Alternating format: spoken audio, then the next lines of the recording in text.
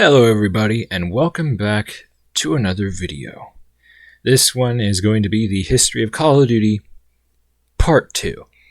If you guys didn't check out Part 1, I definitely recommend it. I know it was a bit of a longer one, hence the two-part series we got here. And if you need to check it out, it should be up in the cards. If not, link in the description below. And today we're going to be talking about Part 2. In a quick summary, Part 1 was about the context of what led to Call of Duty, and then Call of Duty's 1 through Modern Warfare 3. And so in this one, we're going to be going over the second half of the Call of Duty franchise, starting off with their 2012 release, Black Ops 2. Without further ado, let's get into this. In 2012, it was once again Treyarch's turn to make some magic. Treyarch had a good universe to work with now that they had linked World at War to Black Ops, and they still had more room to work with. And they had a lot to build up of based off of how they could coincide maybe a little bit with Modern Warfare if they so choose. Despite multiple leaks that happened throughout 2012, Treyarch was still able to pleasantly surprise with their next title, when in November 2012, Call of Duty Black Ops 2 was released on Windows, the PS3, the Xbox 360, and the Wii U. Yeah, Nintendo is still tagging along. So Black Ops 2's campaign is regarded by many fans as now one of the best campaigns the franchise has had, as it acted as a very good sequel to Black Ops by bringing back many of the fan favorite characters, such as Mason himself, and also introducing new ones such as Harper or Section, who is Mason's son. Yeah, that's a spoiler, but if you haven't played Black Ops 2, the game's been out for 9 years. That's on you. It also introduced a new antagonist, a very clever character named Menendez, and it was set in the near future of 2025, so at the release, 13 years in the future, as of now, 4 years in the future. And thanks to this near future setting, they found a good way to show different regions of the world, such as Latin America and the Middle East, in a way that was kind of futuristic, but not too much. It allowed them to definitely work with a lot of different factors. It was also very well renowned for its branching storyline. It's one of the few Call of Duties in the franchise to have a branching storyline rather than the purely linear campaign. And it also allowed players to add a custom loadout before campaign missions. It did have side missions, the special ops missions, which players didn't really like, which was understandable because they were kind of meh. And then the ending also had Avenged Sevenfold's Carry On, which had a specially crafted cutscene with the different characters, with, of course, Woods being the drummer for Avenged Sevenfold. Next up came multiplayer. At the time, multiplayer was actually kind of received in a lukewarm manner. But in retrospect, it did set up a lot of key parts the franchise still holds now. It did hold some, with the partial feature is able to experiment with weapons such as the M8A1 and the Ballista, but they were still weapons that definitely still had some semblance of realism because, it was the near future. There was a lot of perks to pick. There were also a decent amount of weapons, but they were smaller than MW3's selection, which was one of its main deficiencies to players and critics alike. It did introduce a key thing, which was the Pick 10 system. The Pick 10 system essentially limited players to only having 10 items, perks, weapons, wild cards, in their class. This system became a staple for a certain amount of games, mainly because it allowed a good sense of balance without being too restrictive. Plus, it also allowed you to spot a hacker really quickly, because if a hacker had a fully attachment-filled guns, all the perks, they were definitely hacking. Kill streaks were then replaced with score streaks, which incentivized playing the objective, because you would earn points for such as capturing a flag on domination, 100 points, which you could earn to getting UAVs, the orbital VSAT, so on and so forth. So it definitely allowed players to play the objective more often. Gun prestiges were also added, which allowed you to customize guns with your clan tag if you so desired, and to flex on people a little bit. All in all, the multiplayer hit a good balance that, after the initial months, players started to really enjoy. Black Ops 2 also brought back zombies, and at launch this was considered, rightfully so, the weakest part of the game. At launch, Black Ops 2 was only given the map Transit, and this was regarded as one of the worst zombies maps in the franchise, especially at the time. What had happened was the developers had tried to make a very big and unique map, but due to the hardware limitations at the time, especially with consoles, they had to limit their expectations. This led to them adding an ugly palette of gray and brown fog to cover the map that had a lot of areas stripped apart. It had the bus with Ted, who became a little bit of a meme, but it also had a focus on buildable items, but you could only carry one item at a time, which became increasingly annoying. It also introduced denizens, which are these little obnoxious guys who would be hiding in the fog to attack you, and the only way to get rid of them was to melee. So it really started to tick off a lot of fans. And then the Easter egg hunters were also annoyed because it was an Easter egg heavily reliant on RNG, such as everyone getting EMP grenades from the mystery box, which is a hard enough sell as is. It also had the Avogadro, a really annoying Electric Man boss that was incredibly annoying to kill. Nocturne was on the map for reasons that players didn't know, and at launch, Transit was broken up into different playable areas such as Town, which you could load up to play normal survival. And that led to people playing that area more often because people would prefer to casually play Town than to actually try to do Transit. Tombstone was added as a perk, which allowed a player to, if they died instantly, because they could pick so, they could come back, pick up a tombstone, and get the weapons and perks that they previously had when they died. And one part that people hated was PhD wasn't brought back, despite the fact that there was an obscene amount of lava and fire damage to be taken on the map. So, Transit was just openly despised at launch. At launch, the campaign, again, was really liked for its branching storylines. The multiplayer was somewhat disliked, but would slowly gain its reputation of being a very solid game. And then, obviously, zombies was zombies. Post-launch would be definitely where Black Ops 2 shined. The good old Season Pass format came back, but had some unique additions. Nuketown Zombies was actually the first map that was added to the game. A little bit of a bonus for having the Season Pass.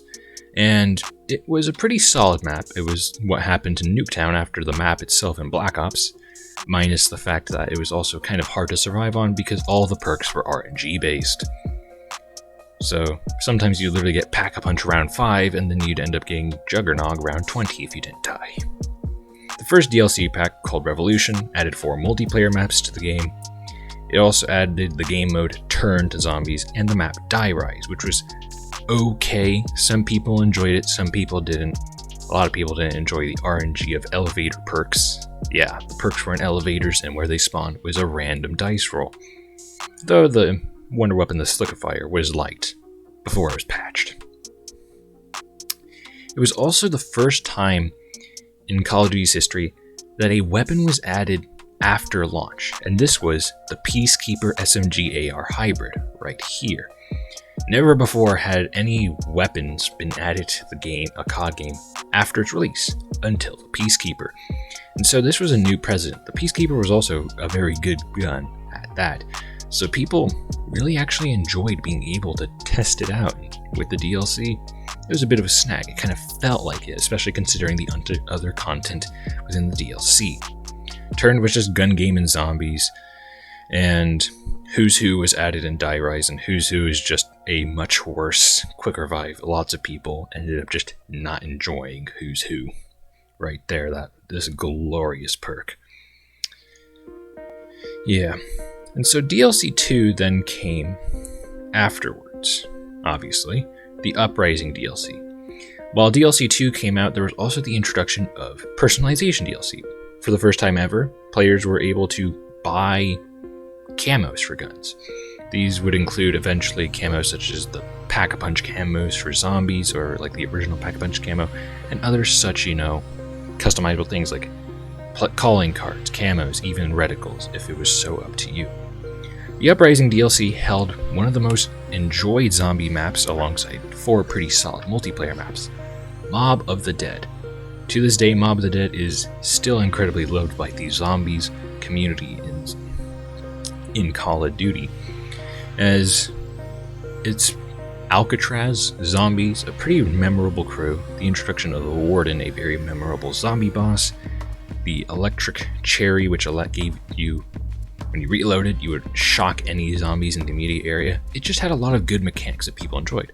The Blundergat was a quadruple-barreled shotgun as a wonder weapon, which had two versions if you added the acid modification that made it the Acid Gat. It was just all around very enjoyed. You could also get the minigun out of the mystery box, so like, come on. Mob of the Dead was just everything people had really enjoyed.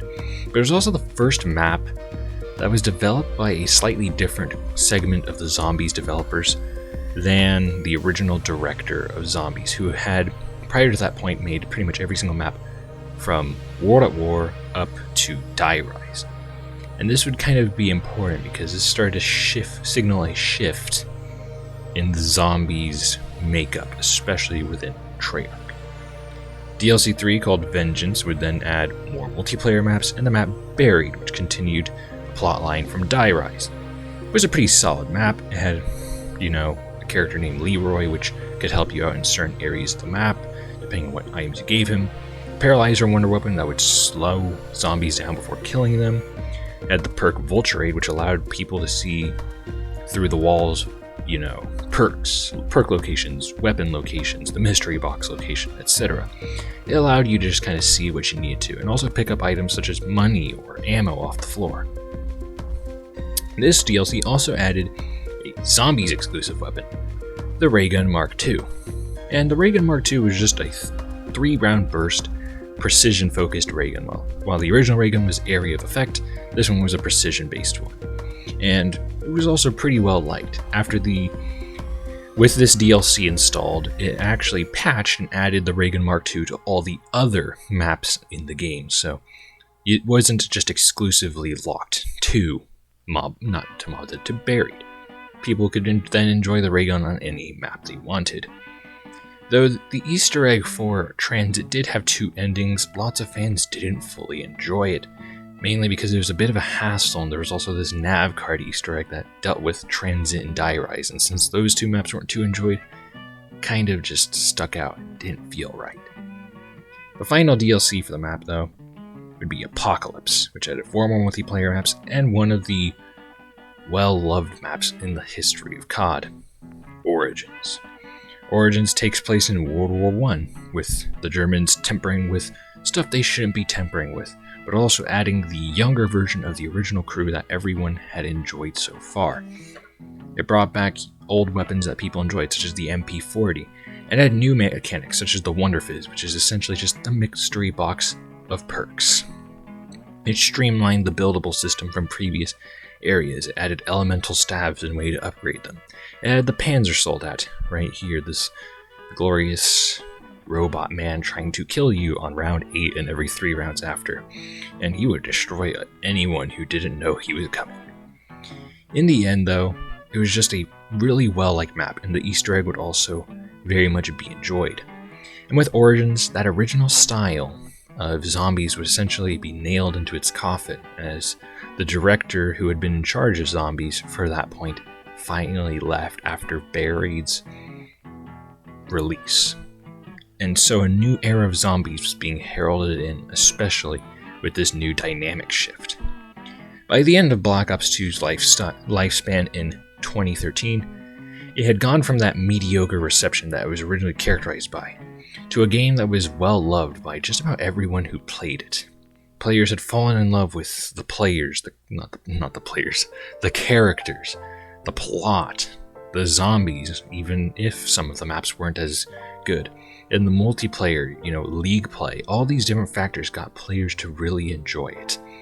And to this day, many have fond memories of Black Ops 2. And unfortunately, especially for console players, those fond memories have to stay memories, especially since multiplayer is a hacked dumpster fire. But after Black Ops 2 is also the beginning of a shift. It is the final game in what is called the Call of Duty Golden Age.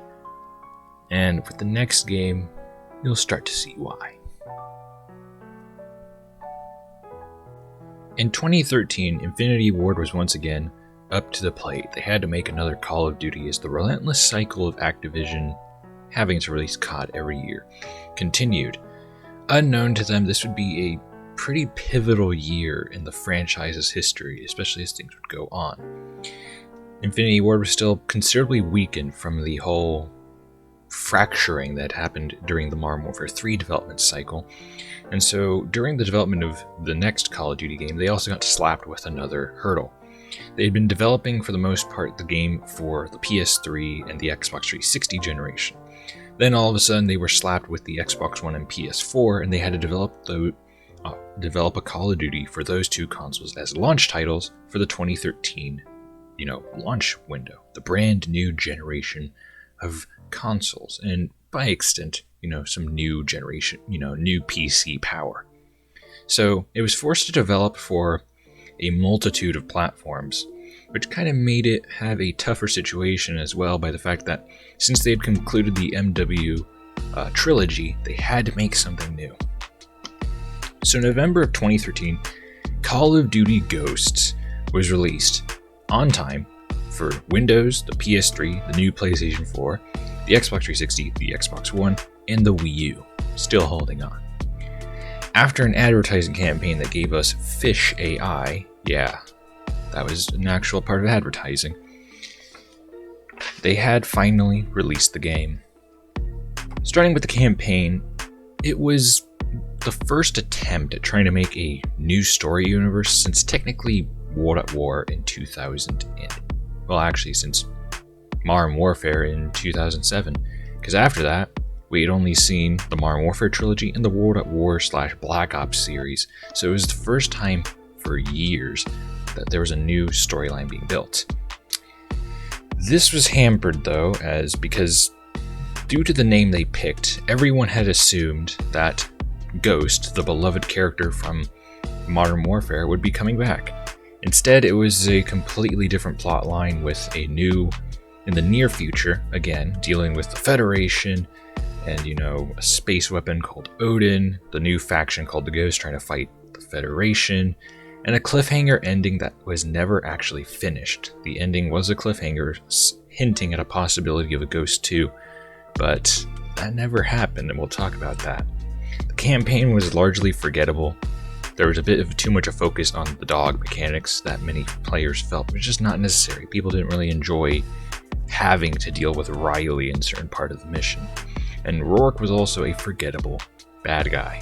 It was just all around a meh campaign. Multiplayer also was a bit interesting.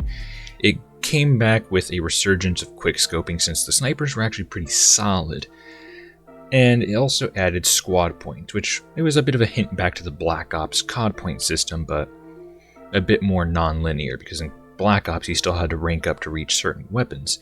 Ghosts, there was no rank up kind of rewards. It was just you could use any gun whenever you had the squad points to get it. It introduced weapons with integrated attachments, such as the Honey Badger, which looks like an M4 with an integrated suppressor. It had a new perk system which many fans did not enjoy due to the fact it felt overly complicated, considering you had 10 perk points and you could pick this big array of perks. It just wasn't really enjoyed. And there were also just multiple parts of the campaign the multiplayer that kind of hindered its ability to be played. At a very fast time to kill, so you were often dying very quickly. This was also harmed by IEDs, which were seen as OP because they were pretty much the Claymore of this game, except you could throw them on any surface, and they had massive blast radiuses, so it just became IED warfare. It was also hampered by the fact that many of the multiplayer maps felt too big for traditional 6v6. Many speculated that maybe they had planned to start with 9v9 and then have a ground war of 12v12, but that never happened. So maps like Stonehaven became infamous because they were just too big, you spent way too much time trying to find someone, and it just kind of really slowed down the pace of the game. Too much so that it was just not as enjoyable as hoped. There was also a game mode called Squads, which was very overlooked. It was like a PvP/PvE, but was pretty overlooked. It was kind of like Spec Ops, but not really. Afterward, the final mode, their third mode, Extinction. It was an attempt to make something that wasn't just another zombies mode. And they try to appeal to, the whole surviving against this horde of other things, except it was with aliens that were coming from the ground / space. People were kind of intrigued. Some people enjoyed it, some people didn't. There were different kinds of aliens, there were different classes, lethals, and the launch map Point of Contact showed off a potential, because it was a pretty decently well-made map, but it struggled to try and find that footing that the zombies had already gained. So, at launch, Ghost kind of just was a lukewarm reception if people weren't already, despising it for certain parts of its mechanics. I also forgot to mention KEM strikes. These things, you get them depending on which map. You could get like a nuke or something, it depended on the map. Afterwards, with DLC, one of the first bits of DLC for the game was actually incredibly despised. The pre-order bonus map Freefall gained notoriety because it would literally give players motion sickness because you were playing on a building that was collapsing. As such, Ghost's post-launch content kind of got off with a whimper. Then DLC 1 called Onslaught would add 4 multiplayer maps, including Fog, which was just a bunch of horror movie Easter eggs and references all over the place, and you also had the ability to become Michael Myers with the KEM strike, the special ability, and the map Nightfall for Extinction. It also added the Maverick AR and the Maverick A2 snipers, 2 weapons that are pretty similar, but once again, another example of post-launch weapons. It was also here they started to add some of the customization options that they had seen in Black Ops 2, such as, calling cards, camos, and so on and so forth. DLC 2 Devastation added, once again, 4 maps, including the map Ruins, where you could actually become the Predator. So, more horror movies references all about. And it also added the Ripper SMG/AR hybrid, where you could toggle between assault rifle or SMG mode, depending on how you wanted to play that map. DLC 3 was Invasion, which added 4 more maps, including a Favela remake and the Extinction map Awakening down here. The DLC 2 added Mayday, which is right up here. Not a bad one either. DLC 4 Nemesis would add 4 maps, including a lackluster Shipment remake called Showtime, and then the finale for Extinction called Exodus, which also left some leeway at a possible continuation story. That would never happen. By the end of Ghost's life cycle, much of the player base was already starting to drift back to Modern Warfare 3 or Black Ops 2, products that many people felt were just better than the kind of meh, lackluster Ghosts. Infinity Ward had tried to innovate, and they made a pretty solid amount of DLC that made Ghosts better than what it was at launch, but it was hard for players to latch back onto it once they had already abandoned it, and as such the game continued to falter. The formula that had been sustaining the COD franchise for so long was beginning to get stale for players and critics. So Activision at this point decided that it was time to try and start shaking things up. And this is where the turn of the Call of Duty franchise started to begin, because of Ghost's lackluster appearances with DLC such as Snoop Dogg voicing as your multiplayer announcer. Activision felt it was time to make a change, and we'll talk about that right now. In response to the demand for a change, Activision made those changes.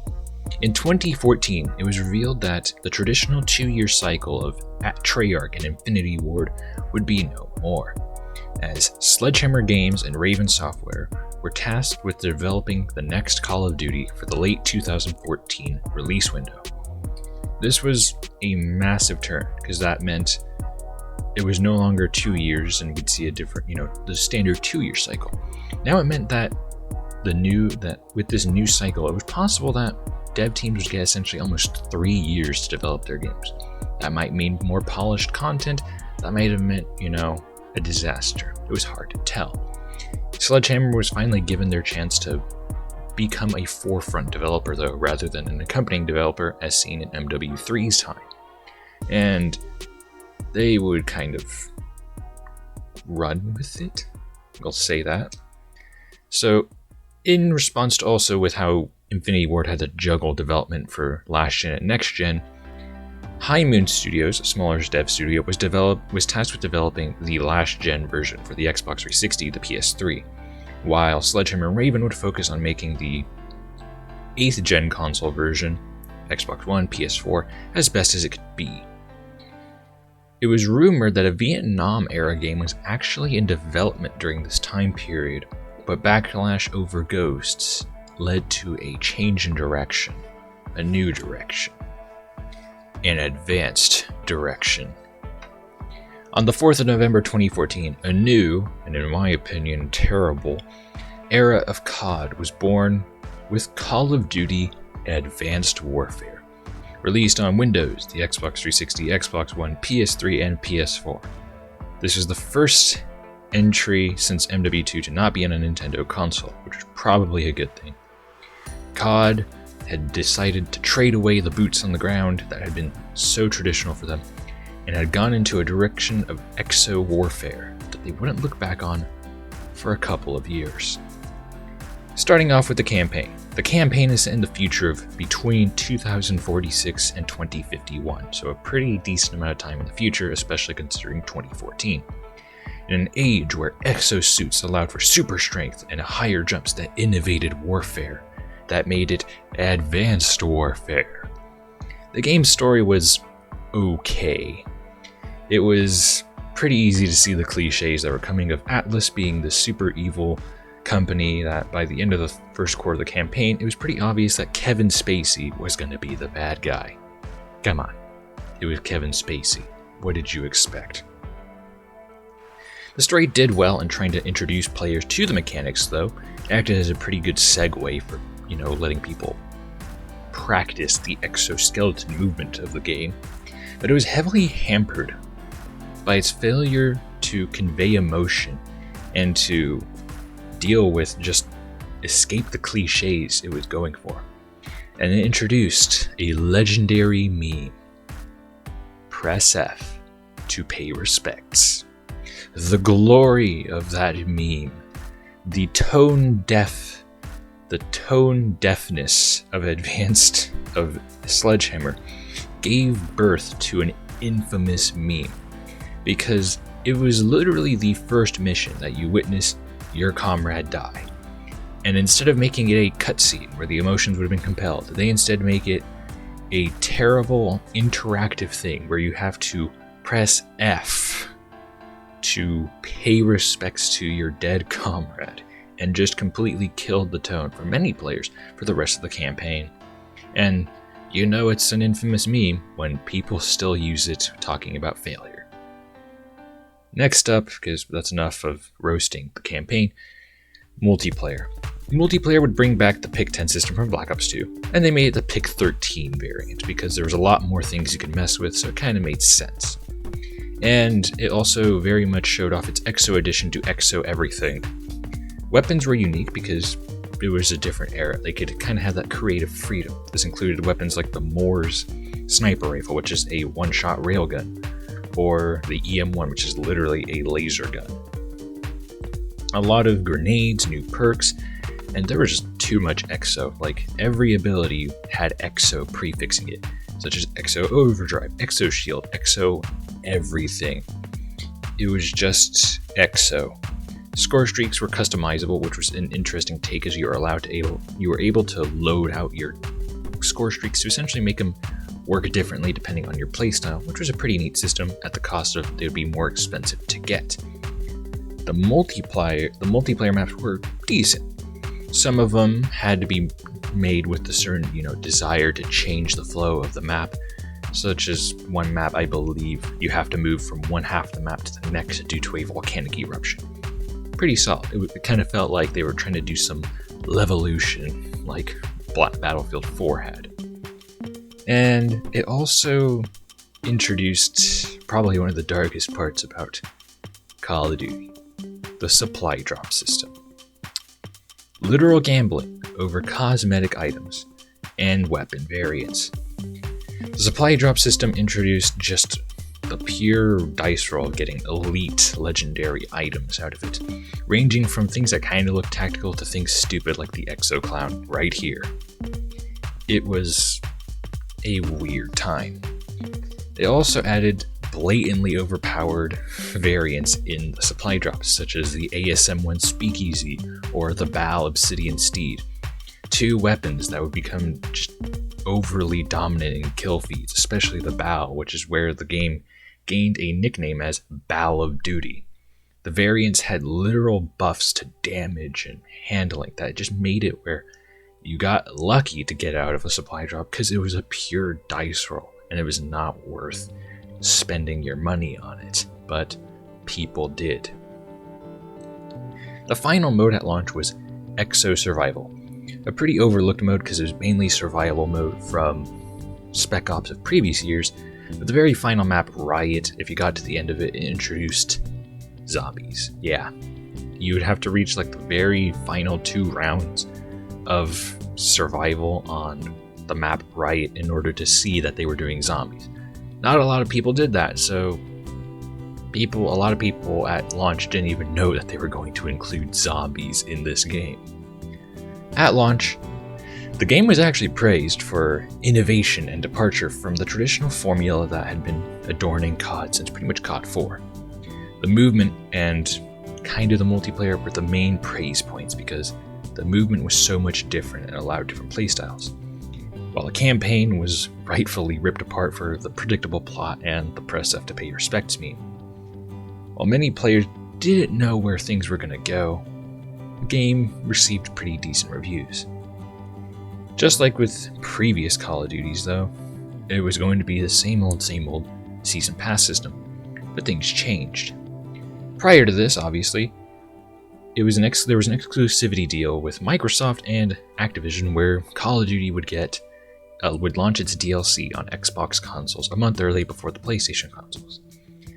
This would flip around, as Sony would beat out Microsoft's bid and would end up getting that new exclusivity from this point on, where they would get the DLC a month earlier than the Xbox consoles. Obviously, this wasn't a good system at all, but players just had to deal with it. The first piece of DLC was Atlas Gorge, which was a mediocre remake of Pipeline from COD 4. DLC 1 Havoc added 4 multiplayer maps and the new mode, Exo Zombies, with the map, I believe, Outbreak. Yeah, the first fully zombies mode map, Outbreak. Outbreak, obviously, with the new zombies, introduced a lot of annoying variant zombies, introduced the different mechanics, like instead of pack-a-punch, it was like upgrade weapons, etc., etc. It was a decent one, but again, every perk was called Exo something, like Exo Health, Exo Reload, Exo Medic for some reason. And there was also an EMP zombie, which was just obnoxious to deal with. But it was a decent enough introduction to full-on zombies in Advanced Warfare, rather than just Riot's last 2 zombie rounds. They kept going, however, because you can't stop this progress. DLC 2 Ascendant would add more maps, and a very, very mediocre zombies map called Infection, which is this Burger Town one, which also had a very, very mediocre wonder weapon. It was just kind of a meh map all around. DLC 3 Supremacy added more maps, and the zombies map Carrier. Again, decent, but it had a lot of mechanics that were just kind of not too enjoyable, especially to a casual fan. Easter egg hunters were also pretty annoyed by some of the obnoxious mechanics appearing on these maps.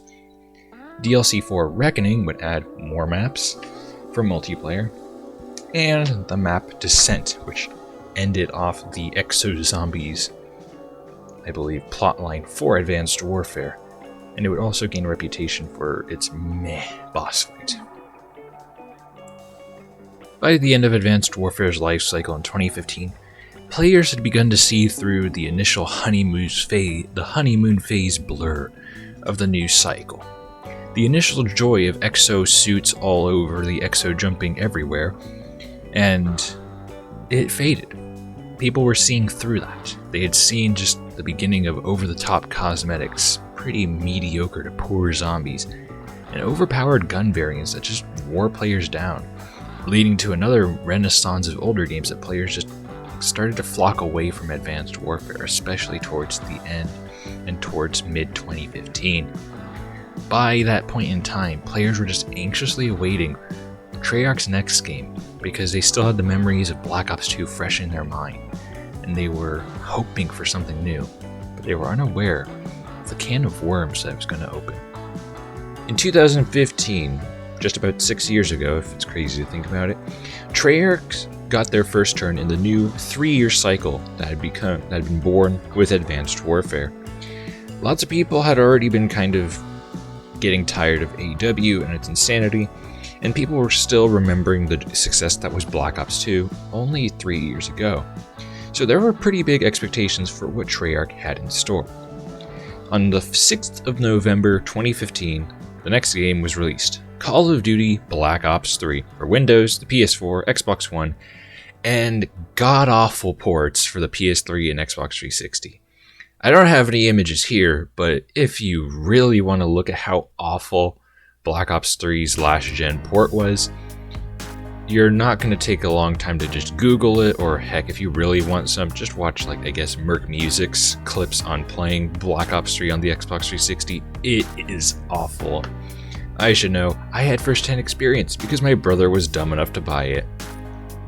It was a waste of money in every way, just a truly awful port. But anyway, we're talking about the full game because that last-gen version was a dumpster fire. Black Ops 3 adapted the exo movement from Advanced Warfare, but made it more smooth, because Advanced Warfare was an incredibly janky one in terms of, you could exo jump in such a violent fashion. They just smoothed it out. They implemented a much nicer exo system where, and they also added wall running, which were key to the campaign and the multiplayer, and a little bit of zombies, mainly the wall running. The first part we'll talk about is the campaign. The campaign was one of the weakest parts of Black Ops 3. Despite the fact that the game's name is Black Ops 3, it had very little to do with the plot lines of Black Ops and Black Ops 2, much like what fans had hoped. Instead of continuing momentum from possibly the Menendez plotline or any one of the multiple plot endings of Black Ops 2, instead started a new one full of hidden messages, mind-bending moments, and train go boom. A moment that it didn't feel right. The campaign was a very complex one where even at the beginning of missions, there was fast-moving text that people would have to screenshot and then dissect just to be able to understand the convoluted plot. Many fans felt like the game was just misleading as the campaign carried over little and just exposed the name as nothing more than just brand recognition to try and sell the game. It did also have a co-op version. It did have co-op. You could actually play co-op campaign for the first time since, I believe, World at War. World at War was probably the last one that had a full-on co-op campaign. And then they also had Nightmare, which was right here, the campaign, but with zombies. It further slipped away from the previous ones, though, because it still carried very little over from the previous two entries in the Black Ops franchise. And despite this, it at least had a campaign. The Black Ops, the last-gen port, didn't even have that, so yeah. The last-gen port was just a dumpster fire in every way. Next up, we come to multiplayer. BO3 multiplayer brought back Pick 10 once again, and introduced a terribly painful at times system of specialists. Specialists, essentially, the more you played, you would recharge an ability or a weapon to unleash chaos or get a tactical advantage over your opponents. There were interesting ones like Vision Pulse, which would literally expose people through walls for you, and Ripper, which gave you pretty much nearly endless melee lunge when you activate it. But there were a lot of annoying ones such as Gravity Spikes, which was literally just a big ol' area clearing effect, Hive Traps, and Rejack. They were just kind of it was a very mixed bag. Maps were pretty balanced at launch, and the system of exo movement was definitely preferred over the AW system. Some weapons were nods to previous games, such as the MAA-7, a nod to the MAA-1 of Black Ops 2, and it was just as sweatily used. At launch, Black Ops 3 had no supply drop system, But this would change, because this was obviously smart old Activision knowing how to abuse the rating system. The final mode at launch was, of course, Zombies. Players were excited to see what Treyarch had done after Black Ops 2 because they were coming off of Origins. Lots of high expectations. Many were pleasantly surprised by Shadows of Evil, a take of 1940s with the zombies. Heck, they even got Jeff Goldblum to play one of the characters Nero. They had a lot of power to it. It was an interesting map. It was definitely more well received than Transit, but obviously you had people who really loved it, people who really hated it, and those in the middle. It added magic to the plot line, especially with the Easter egg and with different bosses like the Margwa and all that. It was taking zombies in an interesting direction that people weren't really expecting. However, you may decide whether that was good or bad. Introduce the perk Widow's Wine, so you get a little bit of protection. Zombie smacks you, use a grenade, they get stunned and slowed down. Though, as well as Shadows of Evil introduced definitely the trend that Zombies was becoming incredibly more Easter egg focused.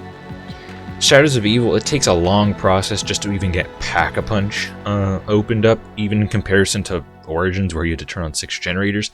At this point in time, players were starting to notice that Easter eggs were pretty much becoming the main focus. And that started to drive some casual fans away because Shadows of Evil was pretty hard to play casually. So their compensation would eventually become the Giant, which I'll talk about. And plus, the Easter egg also retconned the ending of Origins Easter egg, and it started to introduce a very convoluted plot line that's continued to unravel. They also did add Dead Ops Arcade 2, which was a nod to Black Ops 1 Dead Ops Arcade, where you could also go in first person at times. At launch, the game got generally positive to mixed reviews. The major talking point was the mediocre/bad campaign. Lots of fans just did not enjoy the fact that literally didn't do a whole lot in terms of continuing the plot of 2 very solid games. And again, critics would always say it wasn't innovating, it was staying the status quo. As such, it got pretty decent ratings of 73 to 81, and then the 7th gen consoles don't have a rating because they were awful. They were so bad, they were not even rated. Though they would also get DLC 1, which completely showed Activision's priorities with that game, and nothing else. After launch, BO3 got a pretty large amount of content. Once again, the cookie cutter season pass system was cracked out again, and the first DLC was The Giant, which was a Dories remake using Origins crew and Black Ops 3 mechanics. A pretty solid remake of The Giant, and much more casual than Shadows of Evil. It also did mark the beginning of using this crew very hard, which we would continue to see for a while. DLC 1 Awakening added 4 maps, Der Eisendrock, the Zombies map, and it brought back the Panzer Soldat from Origins. It had just a lot of interesting things to it, and it continued the convoluted plot line with Easter eggs and killing the old crew because plot. I really don't understand it. It takes a pretty hefty amount of time to understand the Zombies storyline continuing from Black Ops 2 through Black Ops 3. It really does. DLC 2, Eclipse added, once again, 4 multiplayer maps, and the zombie maps Zetsubo no Shima, which became door opening simulator due to the amount of excessive doors they had. People had to use a gobble gum just to be able to open doors for free. It was that bad. DLC 3, Descent, added multiplayer maps and Gorod Krovi, which was actually a very enjoyed one and became a map for challengers to try and reach round 150, if I remember correctly, or just the highest round in general. It became the new trend of just trying to survive as long as possible, which led to a lot of zombie YouTubers losing their minds trying to do it. And plus, servers were also pretty janky during this time of Black Ops 3's life cycle. DLC 4 Salvation once again added 4 maps and the map Revelations, which had a lot of chunks of classic maps mixed in, but it was a very disjointed map, and the Easter egg the plotline continued to be interestingly weird and all over the fact And it ended up ending the Black Ops 3 plotline on a note that many of the fans didn't particularly enjoy. It was a lukewarm ending to what they expected, and it seemed to set up the next game's zombies for most fans. It seemed a little hollow, especially considering it felt like Revelations was just reusing iconic pieces for the sake of reusing iconic pieces. By the end of Black Ops 3's normal life cycle in 2016, the game was getting rough. The multiplayer had become a mess because of supply drops. Activision pushed supply drops into the game after launch because this ensured that critics would not be able to rip them to shreds properly over the supply drops. This was becoming a very common tactic where publishers would intentionally make sure the developers would not put their disliked and somewhat crummy tactics into the game until after launch, after the review period, so that way people could think that there was nothing going on, and then a couple months into the game's life cycle, boom, supply drops. At the launch, it was only cosmetics, but that didn't last very long. Soon they started adding melee weapons into the supply drops, and then they started adding entire weapons. And the chances of getting these weapons were pitiful compared to the amount of useless micro DLC in the supply drops. There were so many camouflage and all that because you had to get... There were camouflages for every single gun, and they were the same. So there was like for wood camouflage or whatever, forest camouflage, there was one for every gun in the game. So multiply one camo times like 20 and then do that again for the the 15 plus camos. It was an excessive amount of useless stuff, making it where the odds of getting the weapons were incredibly low. It was also common to get these duplicates, and it was just a pain in the butt for many fans. It annoyed them because, especially at the end of the life cycle, there were more DLC weapons in the game than weapons that there were in the game at launch, and they were all locked behind a ridiculously absurd gambling system, because that's what it was. People could pay money for COD points and then buy supply drops to get almost nothing in return in a game that was a yearly release. It was just a dumpster fire. And because of the fact that the weapons were so rare, it would often interrupt the pace of multiplayer, because if players noticed someone had a DLC weapon they never used, they would then start just kind of waiting for an opportunity to kill them, steal the gun, and then try to stay alive as long as possible with the gun. It was ridiculous. And it was showing the levels that COD could go down just for the sake of profit.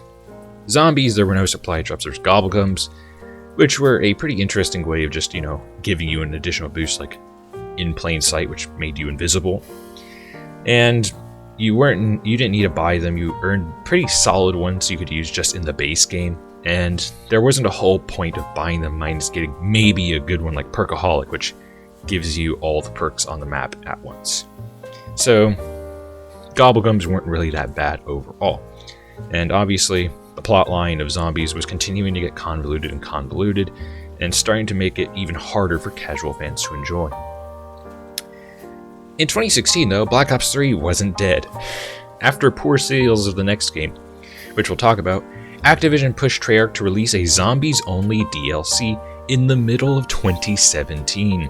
So yeah, halfway through the life cycle of the sequel, they pushed through a DLC called Zombies Chronicles.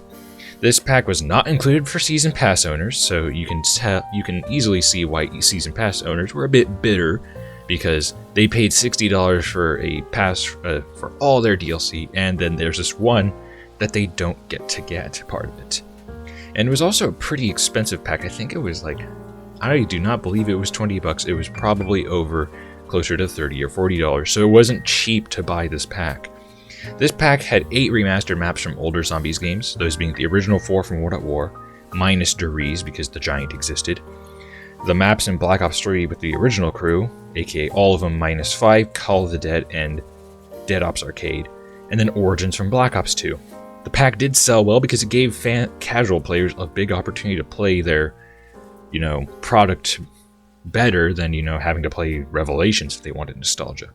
But that was the only purpose of the DLC pack, to give players a sense of nostalgia and use that nostalgia to sell it.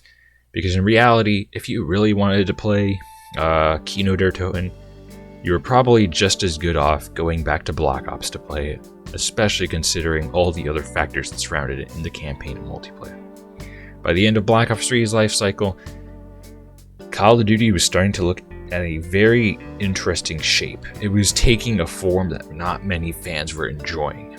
Black Ops 3 was enjoyed by many, but the tactics and just the overall lack of cohesiveness was starting to make fans get a little bit more weary and suspicious about Activision and even by the developers to that extension. And in 2016, they started to show their emotions with it with the next coming game. In 2016, Infinity Ward,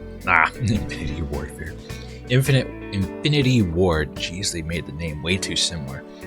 Infinity Ward once again had to pump out a product, the first game that they had made since Ghost in 2013, mediocre one we discussed earlier. There was a big amount of skepticism involved with fans in the development of this game. Many were unsure how good Infinity Ward was anymore, especially coming off of Ghost. And with the extra year of development, they were just wondering what could they do. May of 2016, however, would go in a direction that was definitely not hoped by IW. It was the next reveal. The game was ultimately to be named Call of Duty Infinite Warfare, signaling another year of space warfare exosuits. And as such, it became the 12th most disliked video, the trailer, in YouTube history, with over 3.9 million dislikes as of November 2019. That amount was the same when I checked it in November, by the way. Yeah, it'd been 3 years and that trailer still held 3.9 million dislikes. Many attribute it to possibly being that one, fans did hate it, but also there was a possible botting campaign, and it was also released on the exact same day as Battlefield 1's trailer, a game that many fans were all more hyped for. Due to this, it revealed that the fandom did have some legitimate sentiment that they did not want another year of space warfare. There was discontent growing between fans and Activision over the direction of the game and the microtransactions that were infesting them. There was also great distaste in the fact that Modern Warfare Remastered, a remaster of the beloved COD 4, would be included only with the special edition of Infinite Warfare. In order to buy and play a remaster of one of the most favored COD games in history, you had to buy Infinite Warfare. There was no way around it, and it was a paywall that many saw instantly as just a way to sell copies of IW. Ultimately, the game was released on the 4th of November 2016 to more positive reception than the trailer hinted at, and heck, it was also named the best shooter by E3, reflecting that critics were more forgiving to the game in comparison to the fans' large discontent. With the campaign, it was actually a pleasant surprise for those who played it. It offered a pretty strong cinematic experience at times with some solid set pieces, and you could tell that the developers, knowing that they had a very big time frame, the future, a pretty far future, they had a lot of creative freedom to create characters, settings, etc. And it also did bring back some side missions that, for the first time since Black Ops 2, some more enjoyed than others, some including fights in spaceships, so it depended on how you wanted to take it. If you were a traditionalist, you probably didn't enjoy it. If you were someone who is more okay with just the miscellaneous things in the game, they enjoyed it. It included a decently memorable cast of characters such as Rear Admiral Koch, voiced and played by Kit Harington, and also the robot Ethan, right here, who somehow is able to make you sad that he dies towards the end of the game. Yeah, spoilers, but this game is 5 years old. You had the time. In the end, the campaign was a pretty well-solid, well-made one, and it was probably one of the best ones up to that point since Black Ops 2, which is saying something considering the playing field it was dealing with. After the campaign, we look at multiplayer, which is a segment of the game that fell apart for many, many fans. Multiplayer brought a lot of features back from Black Ops 3, including specialists, but it did offer its own twist to them. They weren't just exactly copy-pasted, they usually had different abilities and so on and so forth. And they also introduced scrap in the supply drop system, because the supply drops did come back. They introduced scrap and the ability to earn that scrap and then buy the variants you wanted to weapons. So yeah, the variant system was back. And then Season Pass owners were also given DLC weapons released after launch for free, because they paid the $60 for the Season Pass. Which, in the end, it kind of made it fine. It was a little bit more fair in comparison to its predecessor, but still disliked because its supply drops. The maps overall were solid. They were a lot better in proportions and flow than Ghosts, but again, there was a lot of flaws that were really just turning people off in the game. Overall, many just felt that multiplayer was just a bland copy and paste from Black Ops 3. While this is true in some facets, it wasn't true in all facets. It was largely just fans being tired of the game, and the game that the multiplayer didn't feel like it was taking itself too seriously. And many ended up just abandoning it just for Modern Warfare Remaster's campaign multiplayer because people wanted to play that traditional style. Zombies would also not fare much better, as it took a more cartoony and casual approach than any of Treyarch's zombies had ever reached. The first map, Zombies in Spaceland, which was set in the 80s, set the tone quickly with exploding clowns and David Hasselhoff. It provided a much more casual play area, but it disappointed die-hard Zombies fans because they just saw it as Activision forcing zombies to be in every single one of their games in order to capitalize on Black Ops 3's zombie success, which definitely held a pretty decent amount of truth to it, considering the trend that we would keep seeing, and also considering that Exo-Zombies, we had 3 years straight of zombies. Post-launch, Infinite Warfare continued the routine 4 DLC packs covered by the Season Pass system, trotting it out in an era when many people were just getting tired of that. Popular games like Overwatch, ironically published by Activision, they were doing live service. Games like Overwatch were doing live service, which let all players play the DLC, the added content, for free.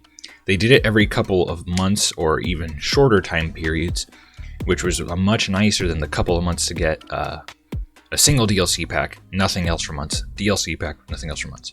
Many fans were much more enjoying the live service model than just the same old, pay your $60 for a season pass and hope what you get is worth it. So it did also, just trotting that out again and again, further hurt Infinite Warfare's attempts at trying to hold the player base, because fans, if they wanted to enjoy the content all the time, they would either wait until the end when they saw all the DLC, how it was, or they would just play another game. Ultimately, the DLC for the game was a mixed bag, as most Call of Duty DLCs are. Some maps were better, some were forgetful. Zombies would get 4 more maps, those being Raven the Redwoods, which was in the 90s, starring Kevin Smith and Jason Mewes, Shaolin Shuffle, starring Pam Grier of the 1970s, Attack of the Radioactive Thing, starring 50s Elvira, and The Beast from Beyond, which was a nod back to Extinction. Yeah, they tried to do a reference, and ultimately Beast from Beyond would end in a cliffhanger. So even those who did do all the Easter eggs in these pretty casual zombies maps ended up with a cliffhanger that would ultimately never be resolved, as the game was just torn apart by too many fans for it to be taken seriously. Even though that was kind of the point when it came to the zombies, considering it was literally referencing every single movie trope imaginable with its zombies, fans that didn't want to play casual zombies just ended up staying on Black Ops 3 or just waiting for what else was to come.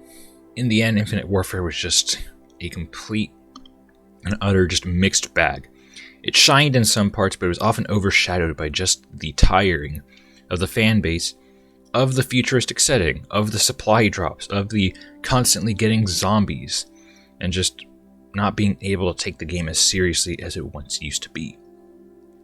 And in this segment, I'm going to talk about Modern Warfare Remastered a bit more in detail. Obviously, it makes no sense to make its own slide, considering it pretty much was part of Infinite Warfare's life cycle, and it totally was. In the end, Infinite Warfare was ultimately overshadowed by MWR. Once again, it's a remaster of one of the most pivotal games in the franchise, versus the third in a set of 3 years of future with the exact same thing that the previous 2 pretty much more or less had. And it was also developed by Raven, Raven put a lot of time and effort into developing Modern Warfare Remastered. They did a lot of time in making the cutscenes look better, just about everything look much nicer, and using the brand new, the new console generation's power to make a 2007 game in 2016 look fantastic. And plus, on modern PC power, it also made it even better. Many players did love the new inclusion of Easter eggs and cheats, such as, for intel hunting, or since now that MWR was in the era that MW2 and MW3 were in, that had already been made, there were Easter eggs hinting back at the continued plotline. The multiplayer started in a solid enough state, and we don't really have to talk about the campaign because it's the exact same from COD 4, just prettier. The mechanics were pretty true to the classic, excluding out-of-map glitches that were in the old school mode of COD 4, because in COD 4 there were a lot of out-of-map glitches, but they were pretty interesting. And this also included the fact that people would obviously use the obnoxious stuff like M16s, martyrdom, etc. The nostalgia would though begin to fade quickly, as only several weeks after launch, microtransactions made their way into the game. Somehow, someway, supply drops had made their way to infect another Call of Duty game. And this information was known because of leaks from data miners. Yeah, data miners, they always be looking. Supply drops were back, and many people were justifiably ticked off at Activision for once again forcing their developers, Raven in this game, to push microtransactions into a remaster of a game, which highlighted the large divide in the eras of content. One era was just, you got what you got. The other era was as much micro DLC as possible. And then, this would also go in tandem with another Activision greedy attempt. It was announced that the Variety Map Pack, which was the only DLC for COD 4, would be coming back for $5 more than the original $10 price tag. So yeah, DLC that was almost a decade old was being re-released for $5 more than it was at back in 2007. They were the exact same maps. They weren't included with the remaster, which also annoyed many fans, because most of the time when you see remasters, you think, oh, all the DLC and all that stuff will be included. Nope, this is Activision we're talking about. So more fans were even ticked off by Activision literally nickel and diming the nostalgia fans as much as possible, especially with this case. And the maps weren't even the best. They were okay maps at that. So it wasn't worth it. If you really wanted to play them, play COD 4, the original. MWR was ultimately hampered in another way, the forceful binding to Infinite Warfare. Many fans were put off by the fact that in order to get MWR, you had to buy Infinite Warfare. There was no way around. And this only changed when in June 2017, they announced that the standalone was coming. You'd be able to buy MWR by itself, physically or online.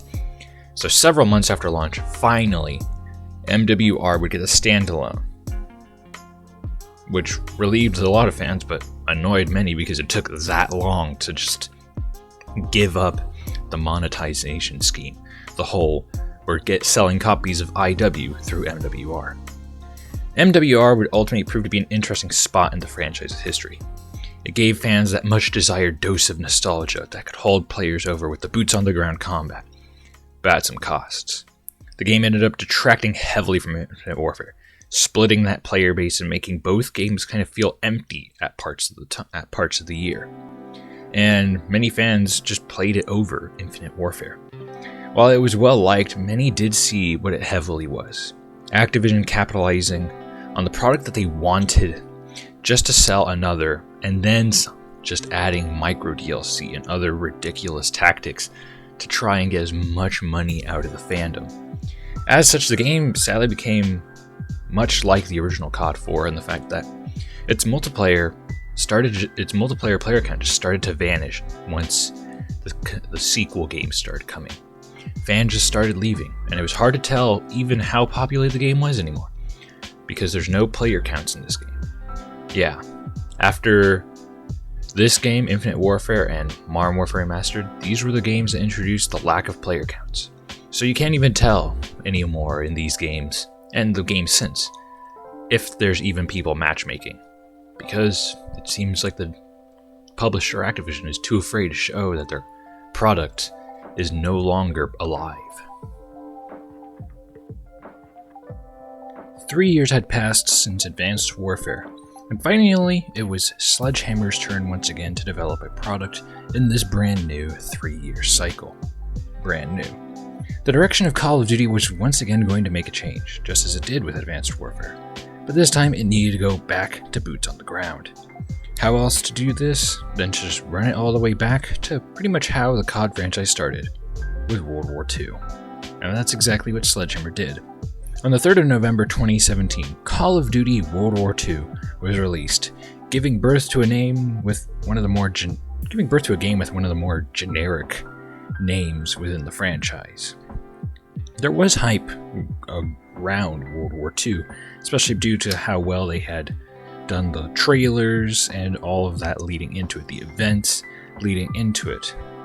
But obviously, just because there's hype doesn't necessarily mean there's going to be a good result. When it came to the campaign at launch, Sledgehammer once again proved they could make a very cinematic experience. They sent players back to the days of asking for medkits, limited health in the campaign, and having to play a bit more carefully. But the flaws that they had showed themselves with in Advanced Warfare began to show themselves again. World War II's campaign quickly showed that outside of the nice graphics, Sledgehammer wasn't too good with tone.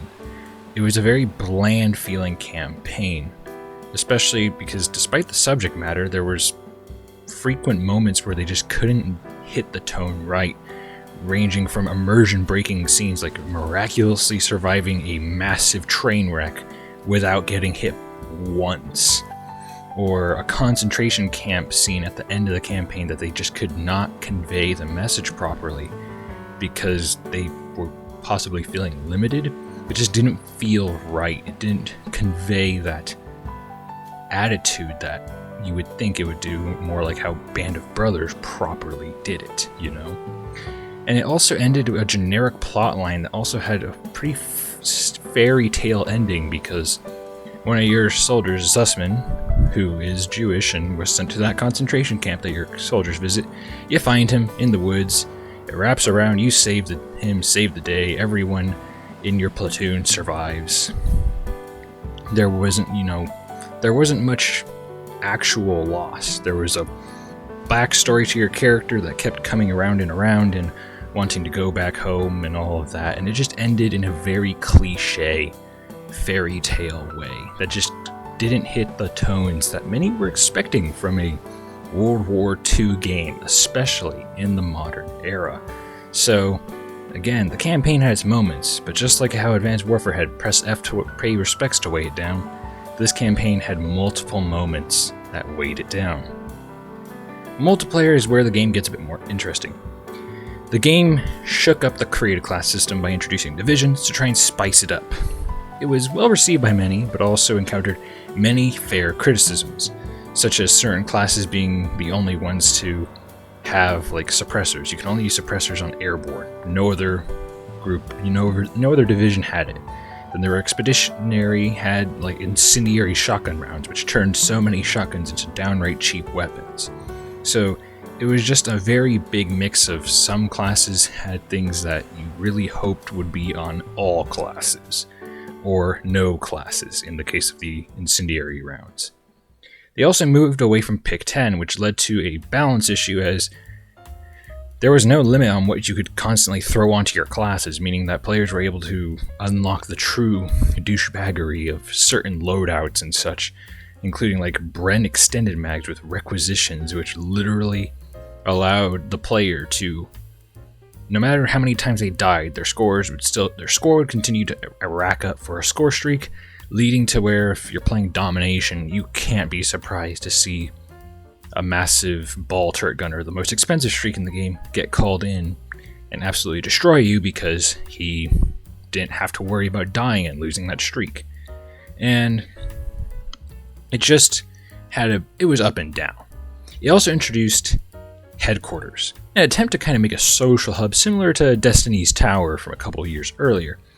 But it would end up becoming a bit of a buggy mess and a bit of a laggy mess, as it would often take a couple of minutes sometimes to actually even load into headquarters, which With a lot of COD fans, sometimes you're just hopping on to play casual couple rounds of multiplayer. You don't want to spend,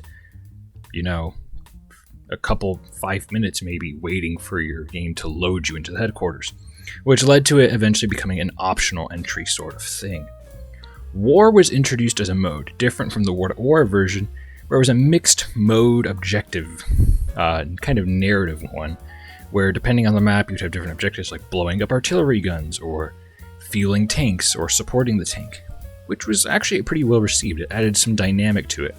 It reduced the amount of multiplayer maps at launch to only 9, but then again there were 3 exclusively war-oriented maps.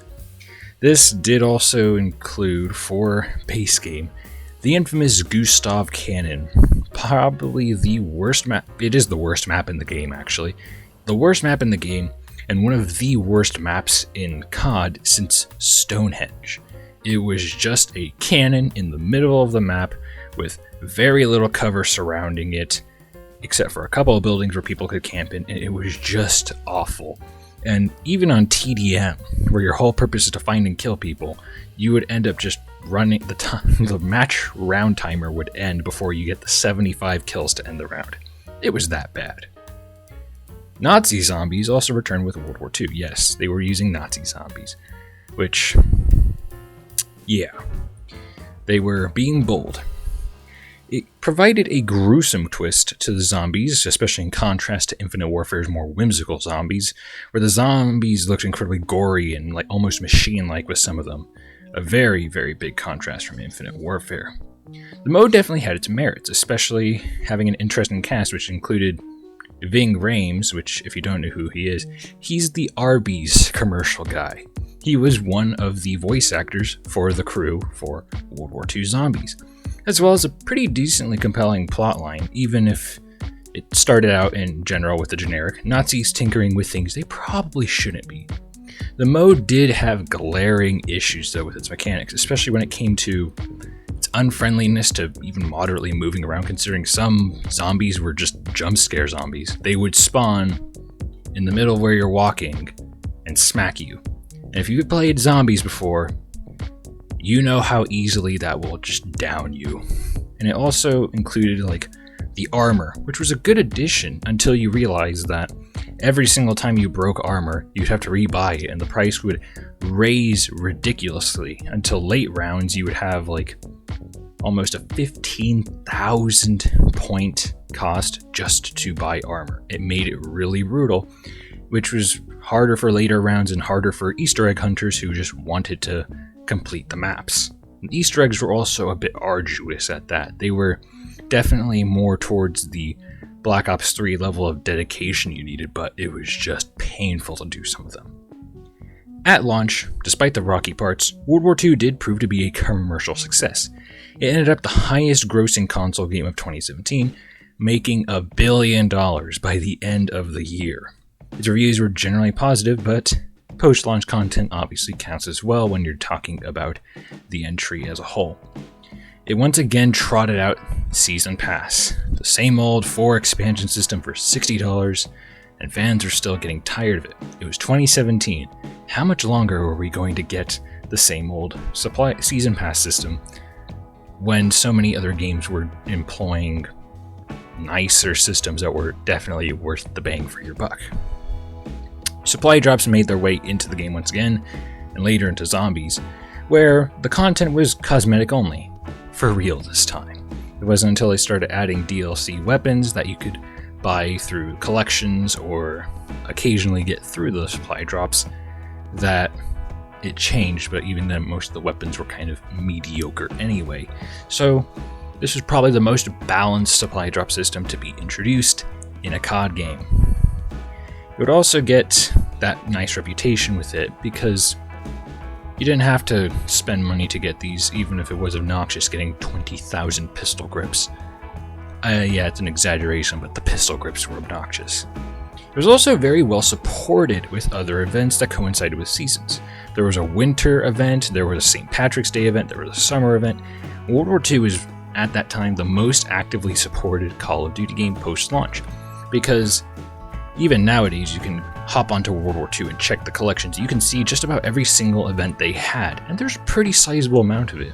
and it was only every couple of months that they had these in-game events that weren't necessarily tied to DLC, which definitely brought some more fans in.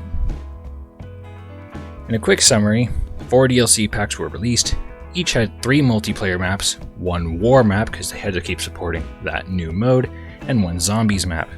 Each was pretty well received. Some maps were mediocre, some were alright.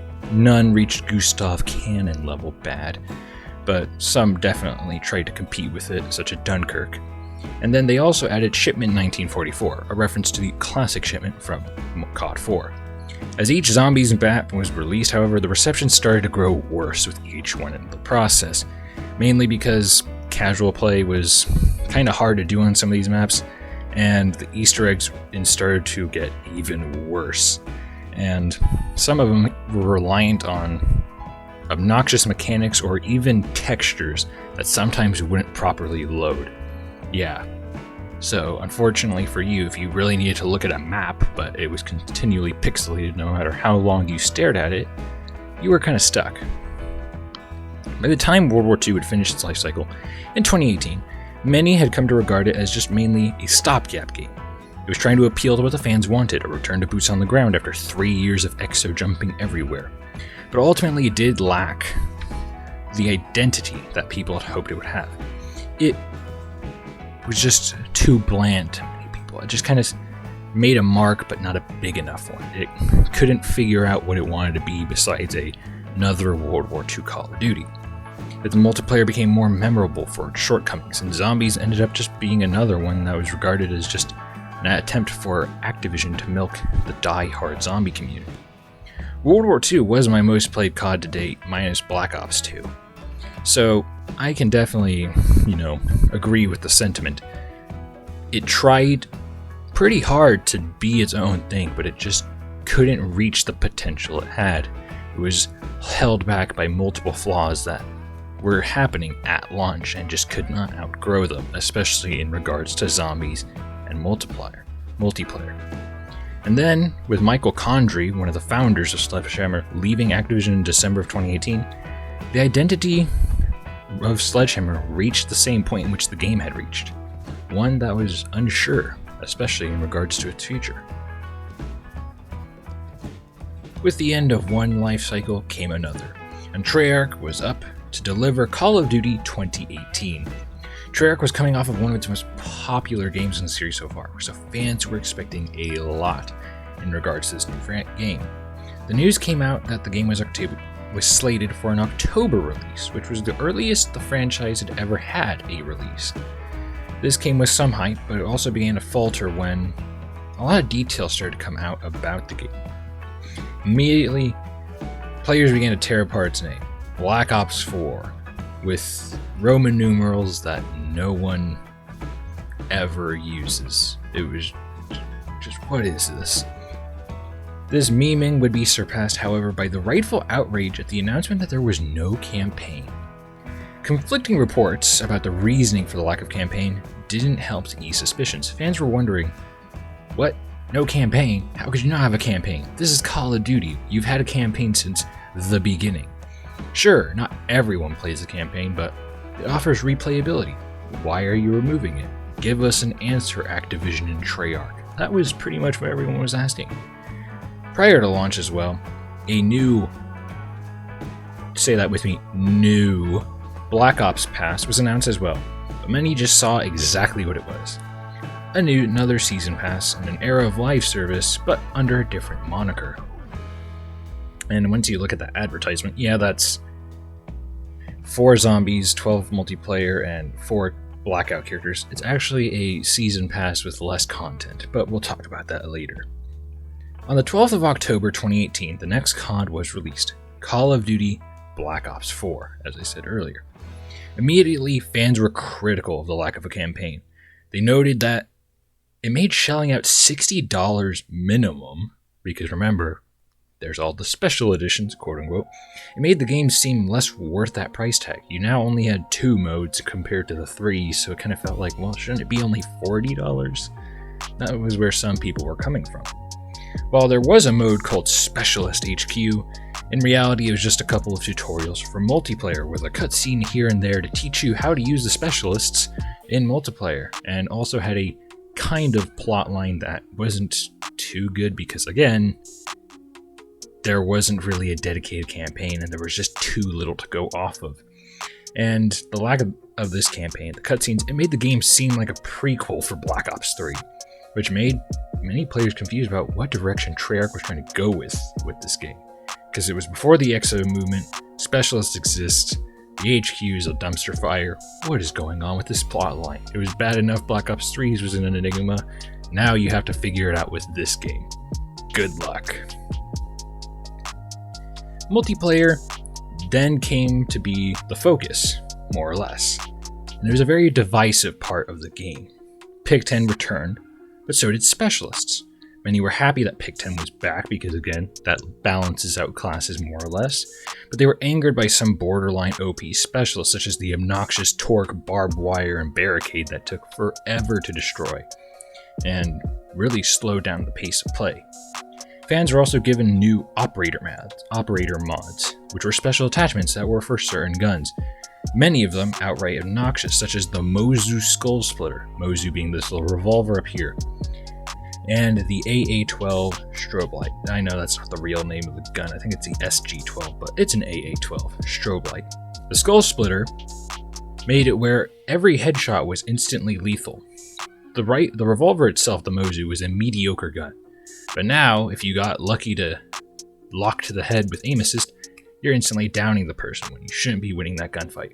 The strobe light, it literally is a strobe light where it would blind the person you're aiming at and make them unable to tell where you're at. So, real balanced ideas. And then the inclusion of all these, because there were also many for other guns, it made many firefights cheaper and ridiculous because you would often just start losing gunfights to many factors that were out of your control. So it just felt cheap to die sometimes. Many did enjoy the changes, but many were left bitter from the seemingly unfair and cheap mechanics that started to plague the multiplayer dynamic. And also, for some reason, it felt like they were trying to appeal to pro players or like the competitive scene, because the default setup for modes was a 5v5, smaller than we had ever seen in COD, because we were used to, well, for the main modes anyway, we were used to 6v6. That was a pretty good balance.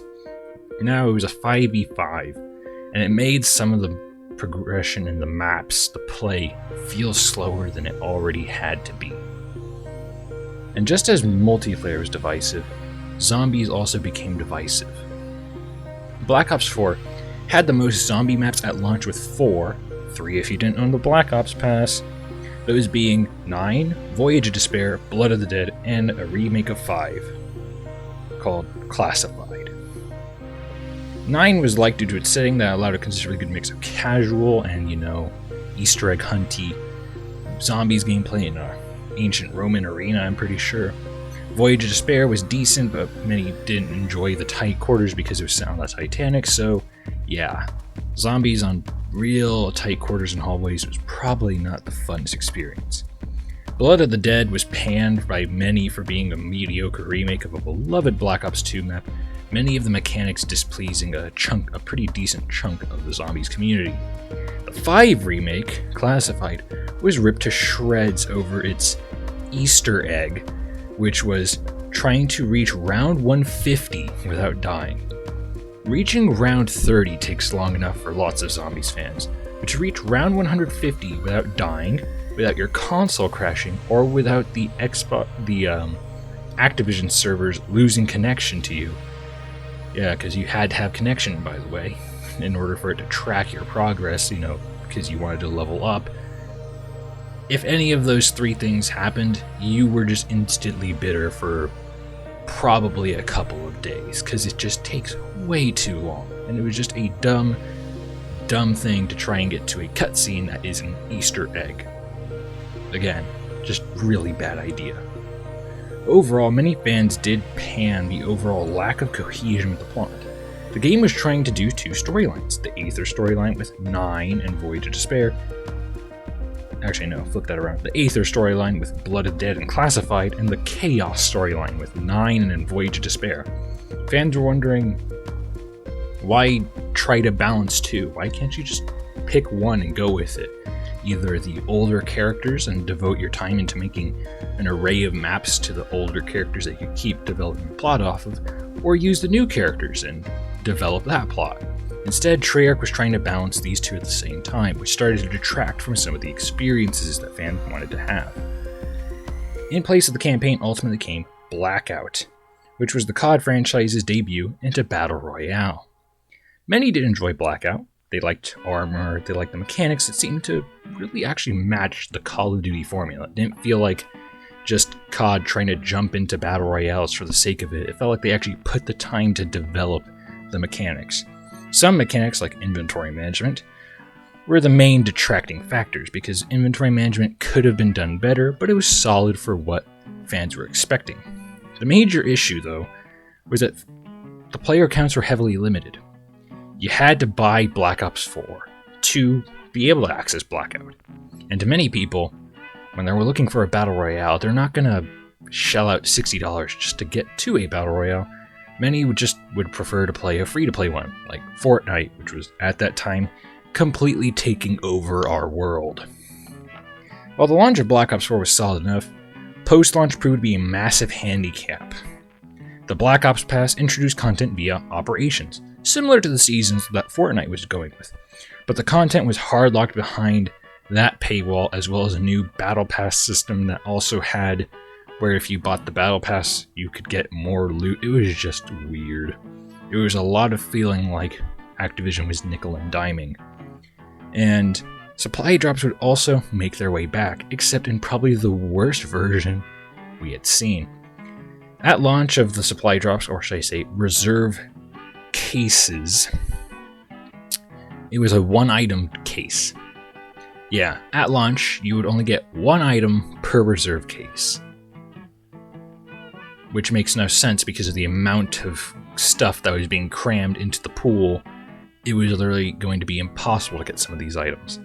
And it was only until a little bit afterwards, with enough outrage, that they added reserve crates, where you could trade in 3 cases or 6 cases to get trade in 6 cases to get a crate that had 3 items, because that's balanced, I guess. It was just annoying to many fans because it was cheap. Why wouldn't you already if you're going to bring them back, why would you change the format from the already standard 3 items? Why would you reduce it to 1? Well, it doesn't take long when you're dealing with an Activision published game to realize, money. Things continue to unravel though for Black Ops 4 with the multiplayer maps. Many of the maps were outlandish, and many of them were just poorly designed. It didn't feel right trying to play some of these maps. They felt too disjointed, and the flow was just inconsistent. Some of these maps were just too big. Some of them, when they were a decent size, they just didn't connect right. And it felt like you were taking forever to find people, and people are already tired. When you're playing Call of Duty, you want to bump into people quickly, die, rinse, repeat. It was taking too long for many people to find others, and it just annoyed them.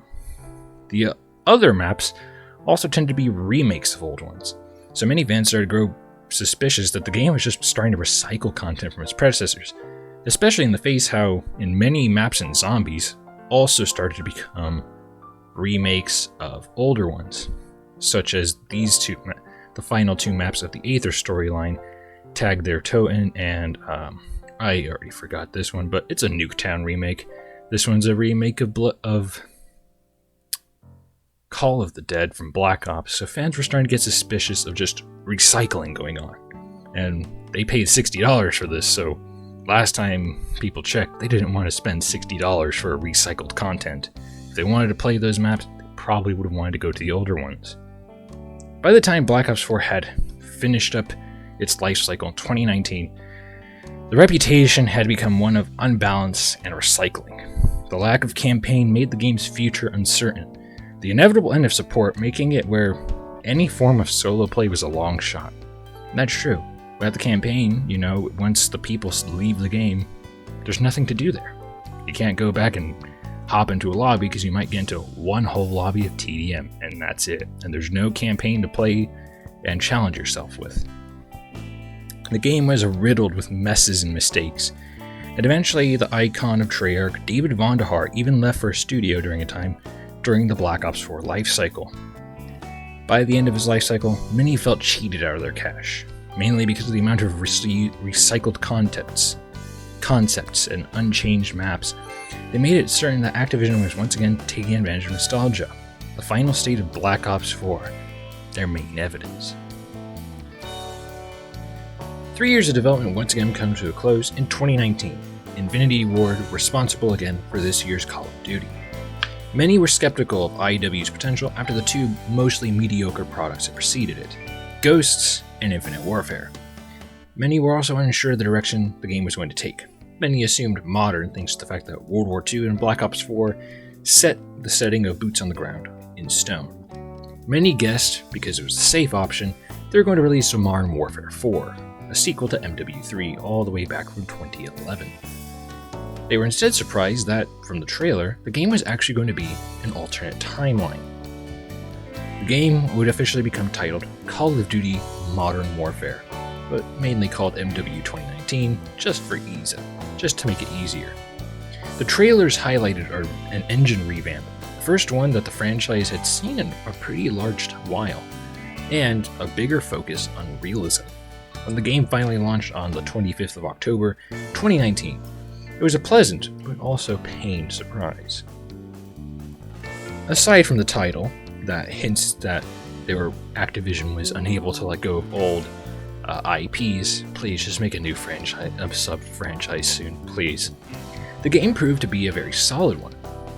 The campaign took players in a different direction, focusing a lot less on the action hero-like combat that players had been accustomed to, and replacing it with a more kind of realistic and emotion-focused campaign, delving into the Middle East and even having missions where one of the players is the player as a character is a child in one of these missions. And another one with a bombing in London's Piccadilly Circus, depicted here. The campaign also added a realism difficulty, which pitted players essentially in hardcore for multiplayer, but in campaign. While the campaign was good, including a brand new Captain Price, as seen on the cover art, the campaign was also criticized a little bit for its relative shortness.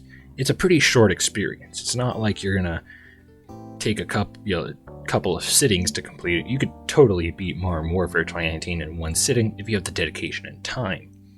It was also a little panned because it repainted certain things, such as the Highway of Death, which is considered in some places an American war crime during the Middle Eastern Wars, as a Russian one. So, yeah, that kind of detracted a little bit. But overall, the campaign was pretty dang solid. Multiplayer did take a different direction, one that people were actually pretty thrilled to see. Pick 10 was once again gone, but the array of weapons was a wide one. A new sprinting was brought in, called Super Sprint, which allowed for quicker running for the gamble that it takes longer to get into ADS. Field upgrades would make their debut, allowing players to use equipment or abilities that were oftentimes previously perks or tacticals or score streaks, such as Dead Silence, which was usually a perk, but now it was a field upgrade, and so on and so forth. It was also the first COD to employ a free post-launch content model, all players allowed to access new maps and weapons. The Battle Pass restricted for those who didn't pay, so it was, for the first time, Call of Duty was becoming a fully live service game, one following a bit in the footsteps that Fortnite set in, the paying system for Battle Passes. It was also the first game to not use supply drops for the first time since Ghost for its cosmetics, which is crazy to think. That's a 6-year gap of just supply drops. Among this, cross-platform play was finally introduced, appeasing many fans who had felt that it just took way too long for this to happen. Finally, players from PC, PlayStation 4, and Xbox One were able to play together in sweaty harmony. In general, fans praised the system. They were happy that the unfair randomization and unfair chances of getting your loot was gone. Ground War also came back in the state people wanted it to be in, except more as a Battlefield-like mode. Many fans seeing it as Activision trying to capitalize on the weakness and stagnation from Battlefield 5, which I'll probably talk about in depth in its own video these days. While the multiplayer was good, it did have 4 major criticisms: map design, weapon balance, kill streaks, and skill-based matchmaking. The map design was panned for many of the maps being way too large or very poor flowing, such as Piccadilly and Anaya Palace. Anaya Palace was so bad that it was removed, placed into Ground War, still bad there, removed, cut apart into a smaller version called Anaya Incursion, but that one's still a pretty mediocre map, so oftentimes people just quit the lobby when they see that map appearing. And it also led to people constantly begging for smaller maps such as Shoot House, which was introduced, or a Shipment remake that came later. Weapon balance was also rightfully criticized at launch, with weapons such as the M4 and 725 being dominant factors of the meta, especially the 725. At least that one got nerfed quickly. It was a double-barrel shotgun that had some crazy range that nobody liked dying to, and they quickly nerfed that. The M4, not so much. Many fans also despised Claymores, as for some reason this game, they were the most powerful Claymores had ever been, with massive blast radius and a detonation time that was almost instantaneous. They were unbearable, as you could literally walk through any door, because there were doors added to multiplayer, and there you would hear the unpleasant click and instantly explode. And it took them a pretty hefty while to finally dial back the blast radius of Claymores. Thankfully. Kill streaks also returned, getting rid of the system of score streaks that many people had actually much preferred. Mainly because it encourages hunting for kills rather than playing the objective, which a lot of fans hope for people to play the objective, because if you're playing domination and you're hunting for kills, you're not helping your team very much. So it also led to a little bit of an increase in camping. Finally, skill-based matchmaking, the biggest criticism. Many fans despised the focus of it in the multiplayer, because this was the highest point in the franchise so far that skill-based matchmaking had dominated matchmaking. It was revealed that in the past, skill-based matchmaking was present, but it wasn't as strong. Back then, for the most part, especially since it was peer-to-peer for connections, the game focused on matchmaking based on your connection. So that way everyone had, if not very good connection, at least good enough to where you're not losing your mind from lag. In this case, the focus was on skill per minute and the factors that went into that just started to create sweaty, laggy lobbies, because connection was no longer focused on. So you could be put into a lobby where your connection to everyone else is awful, but just because of your skill, you're in there. And it also started to remove the ability to casually play COD, because it wasn't like you could just bump into a lobby full of a couple of new people and just occasionally, go off on them, but then get another lobby eventually of just nerds. Every lobby was a sweaty lobby, because every lobby was your skill level. And this often meant that if you were remotely good at the game, you're getting put in lobbies with people who played very obnoxiously.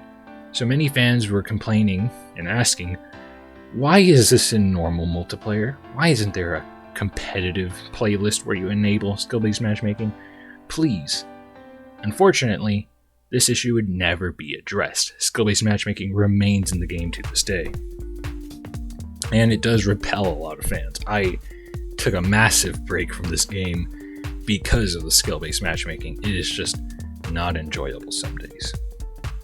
Spec Ops would also make its return from MW3, but it became a little bit of a black eye because Activision and Sony decided to continue exclusivity ideas where they locked behind the survival mode only to PlayStation 4 for a complete year. So for the entirety of 2019 through 2020, just about the launch of the next COD game, only PlayStation players could play survival. While survival is not the biggest mode, it still angered a lot of fans because they were wondering, well, if they're so keen to lock one mode behind a console lock, how far are they going to go? It was speculation. It was a lot of fear that, Activision could continue to sell off parts of the franchise of the game to just lock behind exclusivity. It was a bad precedent. People just did not want this to continue, especially Xbox and PC players, because they were being excluded despite the fact it was a cross-platform game. This also coupled with the fact that Spec Ops was an online-only mode, kind of, to save progress. So, the Spec Ops in this game was already incredibly hard, but if you didn't have connection to the internet, you would have just an even worse time because your progress might not save, meaning that the game would detect you didn't complete it, do it again. And nobody wants to do really hard levels again. Just ask people who play World at War on Veteran. After they beat that game, they never want to touch that Veteran playthrough again. So why would anyone want to do that for an online mode with connection issues sometimes? The final mode from Modern Warfare 2019 was the ever-pivotal Warzone, a free Call of Duty Battle Royale. And yes, I said free and Call of Duty in the same sentence. A rarity indeed. Warzone took the lessons that had been learned from Blackout and Black Ops 4, and it led to the Battle Royale growing quite quickly because of the fact that it did better. It did so many of the mechanics that Blackout tried to do, but made it better movement system, bigger map, etc., etc. It just combined a lot of the factors that made people love COD and Battle Royale, and boom, put them together. And today, it is still incredibly populated. Fans love the mechanics, and they just don't some dislike certain mechanics, but besides that, it's very, very well made. The main issue just is hacking. It is ridiculous how many hackers are on Warzone because there's no proper anti-cheat, but despite that, people still play Warzone despite the ever-changing metas. In the end, despite the fears I've been had, MW 2019 actually turned out to be a breath of fresh air for many fans. The new engine upgrades appeased many, and the game proved very successful. Fans finally regaining that confidence in Infinity Ward that had been lost from the years before. With Warzone ultimately becoming the biggest part of its legacy, the final season led to many speculation of the next game. Season 6, the last season of Modern Warfare, led to many wondering what would happen with the next year, Call of Duty 2020. Now we come to the newest game in the franchise, and boy is this one a woozy. Originally slated to be another Sledgehammer game, news came out in 2019 that Sledgehammer and Raven, the teams working on it, were heavily disagreeing over the direction of the product, up to the point that it seemed like there wasn't enough of a product to show that it would be ready in time for launch. Leading to Activision, because Activision refuses to give up those ever important shekels yearly on Call of Duty, they forced Treyarch to step in and take over the lead. Essentially handicapped back to a single year to organize this game, less than almost, because instead of that, multiple years to develop the game fully, they were now taking over a broken project. The trailer ended up getting a lot of heat, and Treyarch, already a little bit overburdened, had to deal with that. The trailer for the new game had a 1-second clip of the Tiananmen Square incident, which led it to getting banned in China, which then led to Activision pulling the trailer from YouTube and releasing the worldwide version without a 1-second clip. Yeah, that definitely created a bit of a controversy as fans were really wondering why it was so important over a 1-second clip and that they had to edit it out of the world version when one single country had an issue with it. But that's for an entirely different topic. More controversy rose that when it was found out that despite using iconic characters from Black Ops, many of the voice actors such as Sam Worthington or Mason and James C. Burns such as Woods didn't return. Many fans seeing it that Activision was like penny pinching or they weren't giving Treyarch enough time to get everything together. Ultimately, after multiple reports of the game possibly being delayed or the game not coming out or just a complete mess of news, finally Call of Duty Black Ops Cold War, yeah, a bit of a long name, was released on the 13th of November 2020. And I'll try to break it down a little bit, especially since I wrote this script in pretty early, mid-January 2021, so a couple months back. We're going to mainly talk about launch and maybe a little bit of post-launch. The campaign proved to be one that's kind of stuck in a flux. It's a pretty decent campaign, bringing back the branching storylines that we had last seen in, Black Ops 2. However, it was also trying to establish itself as a prequel to the MW 2019. As such, it tried to connect the lore between this one and the Modern Warfare 2019. However, it also said it was branching off from Black Ops. So, because I suspect, mainly due to the limited time, the game has a pretty hefty amount of continuity issues that stem from bringing back old characters but not changing them too much, unlike MW 2019, really rapidly and majorly changing their characters. This one, it's just a lot of old characters, not many changes, and unclear information about where the plotline diverges from the original Black Ops arc into this new alternate arc. It's just... It's definitely something that could have been addressed, but maybe not, due to just the ridiculously tight time Treyarch had to work on this product. So, it's just... the campaign's iffy. It's a solid one, somewhat short, and it's down the middle to me. Not as good as it could have been, but that's because when you have way less time to work on it, yikes.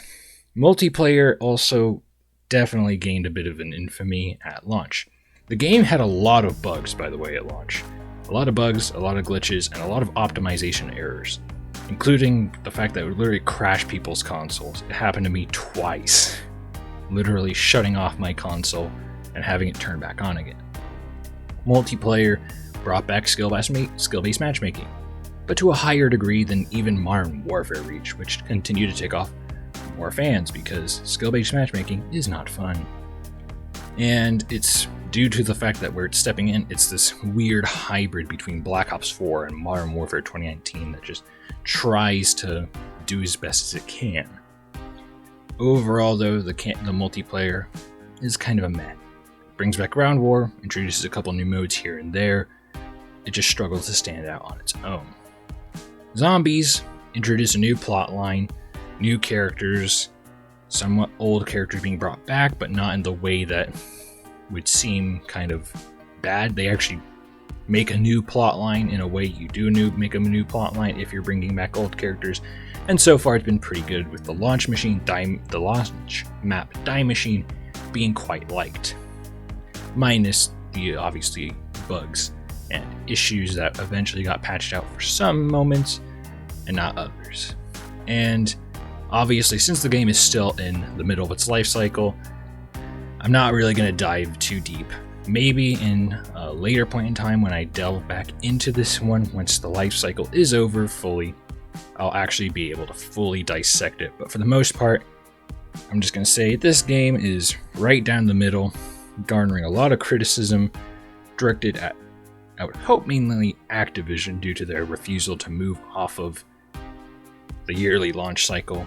But obviously, gamers be gamers, and sometimes they complain at the wrong people. But anyway, at this point in time, the game's right down the middle, trying to fix itself, but severely hampered by a pretty rough development cycle that definitely shows when you play the final product.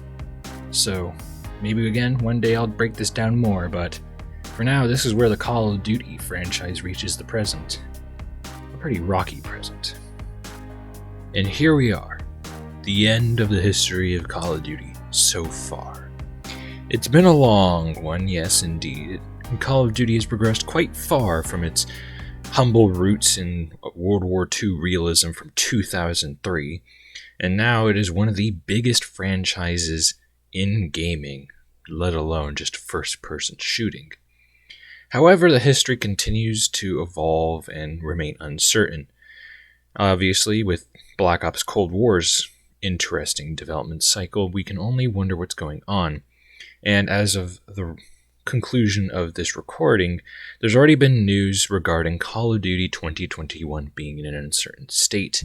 So much so that just about every single Activision employed developing studio is working on Call of Duty. Whether that's Toys for Bob helping develop Warzone, for crying out loud, or the continued uncertainty of a Sledgehammer product making its way out, with possible leaks about its setting being another World War II Call of Duty named Call of Duty World War II Vanguard, or the just mix of uncertainty whether or not it's actually going to be ready for the late 2021 release date. Obviously, it is early May, so it's just a whole lot of uncertainty. People aren't sure if COD 2021 will be delayed, canceled, or what will happen. It's just a massive mess. And it continues to show that despite all of that success, it doesn't necessarily mean that things are going off without a hitch. The Call of Duty franchise continues on, but uncertainly so. It is, after all, one of the few franchises still in gaming that sticks to yearly releases.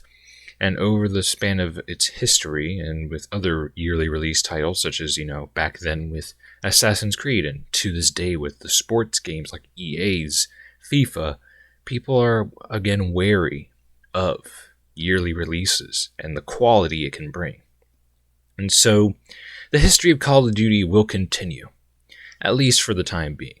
We know that Activision is too reliant on this guaranteed income. They know the fans of this franchise very well. I've been playing the franchise for almost a decade. It's pushing towards that, because I have been playing Call of Duty actively, more or less, since Black Ops 2, back in 2012, 2013.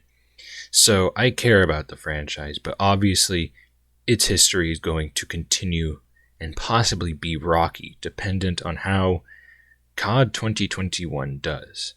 We'll see how things go, especially with how Battlefield seems to be gearing itself up to try and compete once again, since those are the big two of first-person shooters, especially in modern/historic first-person shooters. So, this is the end of this video, guys. I know it's probably another long one. It's definitely been a creation that's been coming for a long time, one that is ever changing due to just how much news keeps coming out about Call of Duty. But I am happy to say this is the conclusion for now. Maybe in another couple of years that we will have a part 3 of the history of Call of Duty. Maybe when Call of Duty 2025 comes out. We never know. But I hope you guys enjoyed this one, this entire massive saga of the Call of Duty franchise, its evolution on its main games, obviously excluding the side games such as Call of Duty Online, which is Chinese exclusive, or Call of Duty Mobile, because, again, those ones really don't have the massive worldwide audience that, unfortunately, those two more narrow and niche. So I hope you guys enjoyed this one. I will be coming back in the next history of, with, once again, another baseball franchise, because this is my alternation now. I hope you guys will be able to stick around then. If you liked this video, please leave a like. If you want to subscribe, go ahead. See how long it takes for me to make this one. And leave a comment on any feedback or any ideas, maybe for the future to come. And I might just respond and say if it was already in my wheelhouse of what I wanted to do. So, I'll see you guys in the next one. Don't stop learning.